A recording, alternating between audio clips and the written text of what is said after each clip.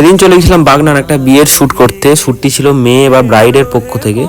সে বিয়ের আগে থেকেই বলছিল বিয়েতে খুব সুন্দর সুন্দর ভালো ভালো ছবি তুলতে চায়। সো প্রথমে গিয়েই চলে গেছিলাম আউটডোর শ্যুট নিতে। সেখানে কিছু ভালো ভালো ক্রিয়েটিভ পোর্ট্রেট গ্রুপ ছবি দিয়ে স্টার্ট করি এবং ওখানে গিয়ে সবার সাথে যেহেতু একটা ভালো সম্পর্ক তৈরি হয়ে গেছে, কারণ এর আগেও আমি ওদের বাড়িতে কাজ করেছি, সেই সূত্র ধরে সবার সাথে একটা ভালো সম্পর্ক তৈরি হয়ে গেছিলো, যেটা আমি সবসময় ট্রাই করি।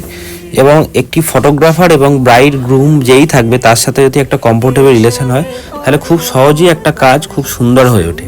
আরও একটি জিনিস যেটা সবসময় চেষ্টা করবে একটা ফটোগ্রাফারকে এনাফ টাইম দেওয়ার জন্য তার ছবি তোলার, কারণ একটা ভালো ছবি কখনোই সম্পূর্ণ হয় না এনাফ টাইম ছাড়া। সো সবাই মিলে যতটুকু টাইম পেয়েছি আনন্দ করে মজা করে কাজটা করেছি এবং তারপর বাইরে আউটডোর শ্যুট মিটিয়ে চলে আসি গায়ে হলুদে অনেক ভালো ভালো সুন্দর ছবি তুলেছি এবং তারপর আলটিমেটলি চলে আসি সেই সন্ধ্যায় যেখানে মেয়ের লুক